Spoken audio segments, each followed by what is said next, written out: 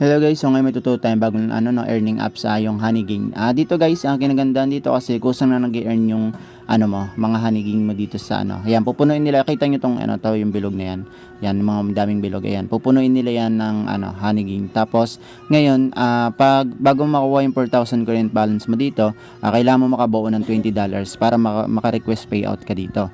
Yun nga ang gagawin natin guys, kailangan din natin mag-invite para mas mapabilis yung $20 na kailangan natin makolek dito sa Honeygain. Dito naman guys, kailangan dito kasi kung naka-data ka, yan pwede naman, pwede rin naman wifi, pero mas okay siguro data. Kasi basta mo na lang tawag nito, backup wifi ka na lang para hindi mag-stop yung pag-earn ng Honeygain mo. Dito merong bibigyan kanila ng 20 hours na para makulik yung $20 mo.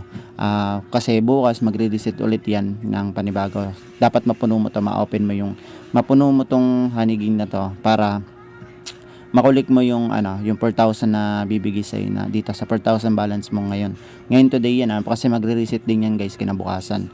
Kailangan mo rin din mag-invite para mapabilis yung pag-earn mo ng $20 sa yan. Kailangan mo siya mag-invite para sa 20% na bonus referral fee mo, meron kang 25% para mag-grab mo yung yung $20 na kailangan nila sa tax na to para ma-payout mo yung $4,000. Nasa description yung link nito guys, try nyo na habang free. Free lang to at wala kang ilalabas.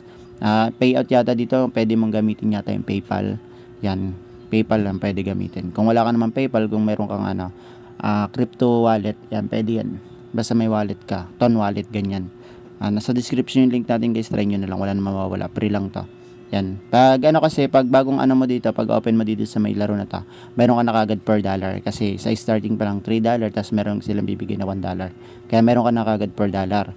Kailangan mo na lang bunuin ay $16 para makuha mo yung $4,000 na binigay sa yung balance dito. Yan. Kaya papakita ko din sa inyo kung legit to. Pero try natin, pero lang naman, wala naman mawawala. Huwag nyo kalimutan mag-subscribe. Thank you.